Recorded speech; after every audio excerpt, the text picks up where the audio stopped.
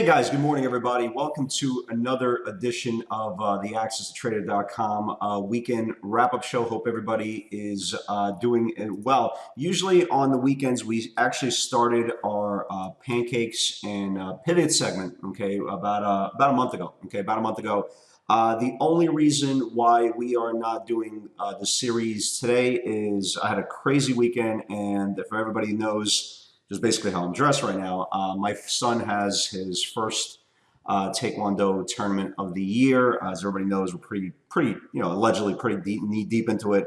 This is the first tournament he has since Nationals in July, so it's kind of a big deal to get the season started off. So today I'll be unavailable the whole day, and unfortunately I just don't have the time to allocate an hour to the series, but it will resume next weekend. And we were looking for topics, obviously, every single week to kind of build your library, right? Build your library. We've discussed, we've discussed different things, sneaky pivots, and we discussed psychology, and we discussed fear, and we discussed allocating capital and all that good stuff. And throughout the years, we've been getting, I've been getting a lot of questions throughout the years. What really is the advantages or disadvantages, and the biggest difference between trading prop and retail? And for all you guys who know, I kind of know a little bit about the prop industry up to about 5 years ago. I was pretty knee deep in it.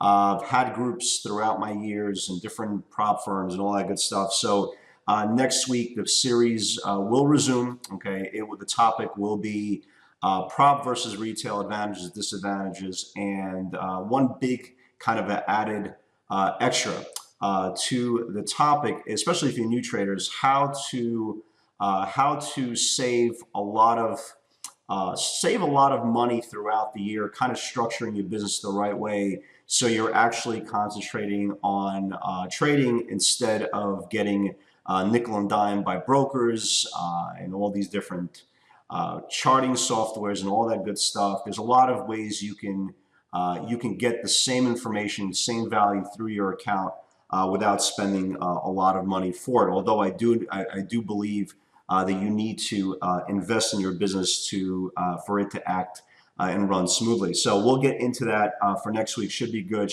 I should answer a lot of questions that you guys do have, and looking forward to that. So let's get into the week. Listen, what can you say? I mean, what can you say about the market acts linear? Everybody knows that. Market acts linear. You had, again, continuation of huge move in the NASDAQ 100. The big stories for this week was obviously Apple. Apparently the demise of Apple and the fears of production and slowdown and this, that, the other thing was a little bit pre-exaggerated, right? Again, any company that's hoarding a quarter of a trillion dollars, say that a couple times in your mind, a $250 billion in cash, it's very tough. It really is tough to bet against them. And they blew out the quarter. The iPhone 8, the iPhone X sales, again, anticipation through the roof, extraordinary quarter. Big, again, big move for Apple stock, which was really kind of the opposite of the spectrum what you saw, for example, in Facebook. Facebook, I thought was a great quarter. Facebook had a good quarter. Alibaba had a good quarter, and the response to their earnings report was to sell them. So it was actually very good that Apple held up. Had a very strong run. Big move off the highs. Again, it's not exactly what you wanted to see. Big move off the highs, but nevertheless, it did hold its gains. Again, only a couple of bucks off its highs, so it was very good and necessary to see that an earnings report was actually still embraced. Again, speaking of earnings reports, again, how awesome is this Amazon? I mean, realistically speaking, how awesome is that Amazon? Amazon had a whole week of rest. We talked about Amazon the whole week. We structured, especially for all your option players in the room, we structured of how the plays should be played out. We talked about the 1090s rest the whole week. I mean, literally the whole week, 1090s, set up for a potential 11 and a quarter run. and exactly look what happened on Friday. It just absolutely exploded. And again, I want to send a big shout out to Mary Pat. Great job on the option side. I want to send a shout out to my boy Charlie. First 5-figure day. Thank you Amazon, thank you Tesla, thank you Google. Again, this is why we trade and stay patient. We don't sit there trying to trade 200 different stocks. There's no point to it. Okay, when you get a level of consistency, you're usually tied into a very, very specific course of action. Like, for example, I trade 99% of my book, I trade the FANGs. It's the same stocks every single day. Amazon, Tesla, Google, Netflix, Apple, Nvidia, Alibaba. It's the same group every single day, because again, when you're watching everything, right? When you're watching 200 stocks and you're watching the high of the day plays and the low of the day plays, you don't have any track record with these stocks. You don't know their tendencies. You don't know their average true range. You don't know the institutional participation behind it. You don't know anything about it. All you're doing is chasing a headline and hoping you get enough liquidity and bang to your buck that stock that you're playing for the day is going to do what you needed or want it to do. When you're trading a very, very specific group, and again, it doesn't need to be beta. Okay, when you're trading a specific group, you could be trading the rails, right? You could be trading the solars, whatever your group is, whatever your drug of choice is. Again, I always tell every single, especially aspiring trader, you don't need to trade everything. Okay, get a group. Get an index. If you're trading ETFs, whatever the case may be, trade whatever it is, futures, Bitcoin, crypto, whatever your heart desires. Get comfortable with that. Okay, get comfortable with that group. Get comfortable with them, because again, at the end of the day, when you're building your edge in whatever process you decide to trade, when you're building your edge, you need to have as much data. You need to have as much history with that group, with those names, that and you can anticipate where the price action is going to be, and for example, how big the average true range will be. So for example, like I know the average true range on a Tesla pivot, on a 60-minute pivot, could be $1.50, could be $2, literally in one shot. I know, for example, on a stock like Facebook, you could get a 15-cent pivot. Hence why I don't love trading Facebook. I like trading Facebook. I don't love trading Facebook. And I try to actually avoid it as much as compared to the other FANGs. So I know, for example, the average true range of a Netflix could be a 40-cent move, right? Apple could be a 30-cent move. Nvidia could be $1 move. So you want to make a kind of tie a ribbon on this. You kind of want to put yourself in a situation, no matter what you're trading, learn its tendencies, learn the strengths of that group, learn the weaknesses of that group, and learn exactly when you can get the biggest bang for your buck.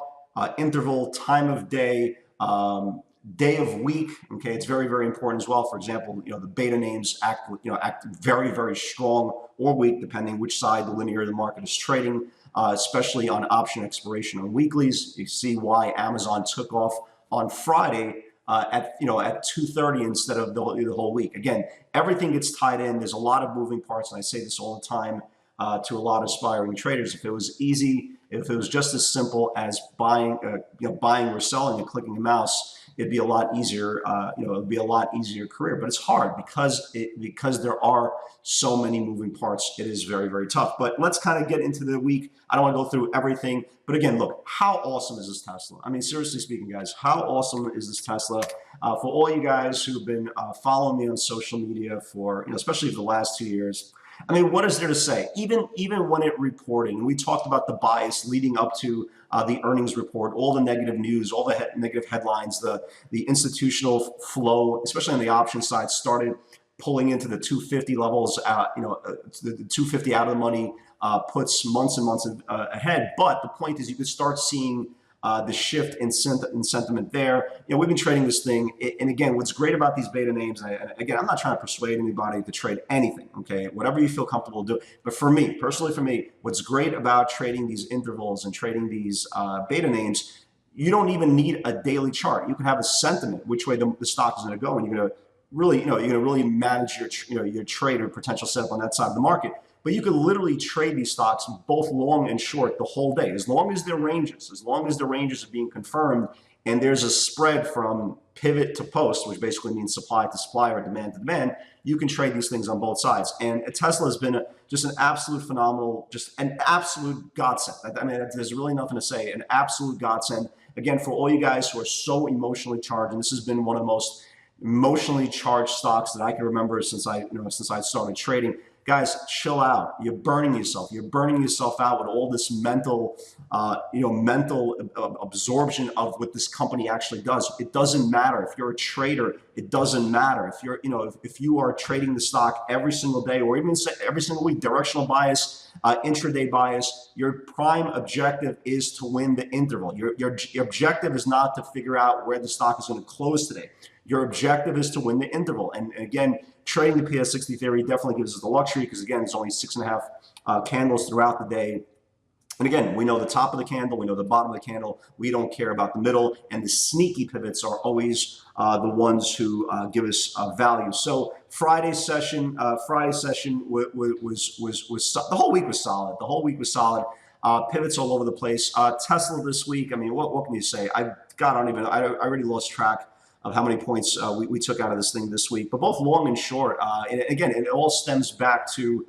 It really all stems back to having a great game plan, not trading everything, concentrating on a very small sample size of what the market is having to offer you, and wait for the execution to come, wait for the trigger, and once it starts confirming, there it goes. So let's talk about Friday's session really quick. Again, let's start out with Amazon and Google. Look, I want to again congratulate all you guys, especially you option players. We've been talking about the test of this range now, the top of the range. And again, you can see here for the whole week, when the stock hits the Bollinger Band, it's going to retrace back. When the stock hits the bottom of the Bollinger, it's going to bounce. So it was trading in this tight channel literally the whole week. And we talked about this level here, this 1097, 1097, 1097 level. Again, why? Because again, it's not even necessarily the price. It's where the stock keeps on getting rejected. And you can see here, the last high is the pivot point, which is the last the last trade at the highest point of supply.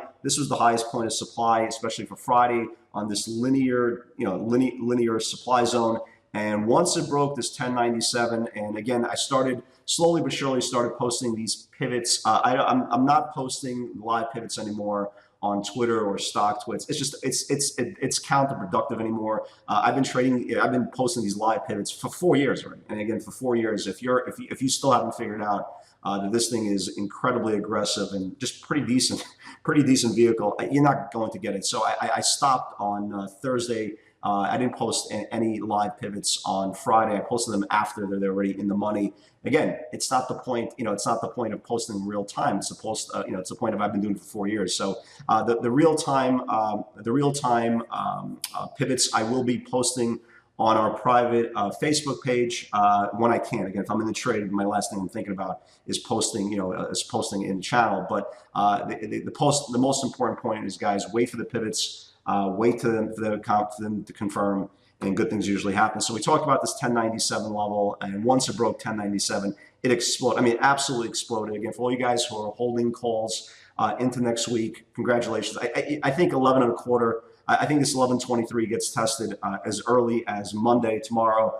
And listen, why can't it go to 1150, right? Why can't it go 1150? Google, the same thing.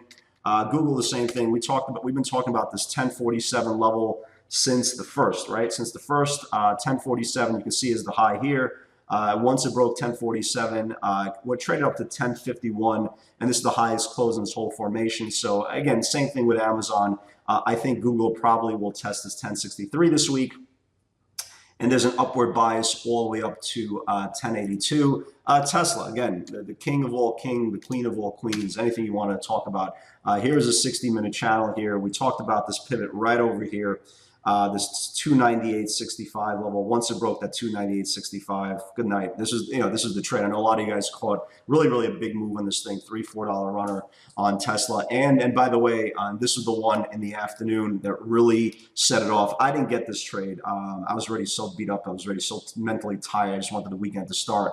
Nothing because it was a bad trading. I was just exhausted. When you trade and you speak all day, and you play, as a nurse and psychiatrist and all new traders, it takes a lot out of you. So this was the pivot in the afternoon, this 301 pivot. This was a monster pivot, and Tesla really exploded. I wish this pivot would have triggered somewhere early in the day. I was just so mentally burnt out already by then. Big move to 307. Other than that, look, listen, it is what it is. Again, we wait, we're patient. Again, the hardest part about trading is you know, clicking a mouse properly. That's the hardest part. The easiest part about trading is clicking a mouse. So sometimes when you sit there 3, 4, 5 hours between trades, it's so easily, you know, you could so easily just come to just start clicking mouses out of clicking a mouse out of boredom. But again, that's the last thing you want to do. You want to start omitting bad habits. You don't want to start creating them. So again, patience and the discipline is everything that we have in this business. And again, every single day we try to get better. Every single day we try to get a defined, more of a defined edge. And the most important part is, again, as I say every single day, lead with your shield, not with your chin, and that's how you stay in business. Other than that, guys, let's get into next week's action. I'm gonna give you guys some ideas for all you guys who are seeing this on social media. The weekend update goes out, but Monday through Thursday, the full, you guys are seeing the teaser video. We go through a lot of stuff in these updates.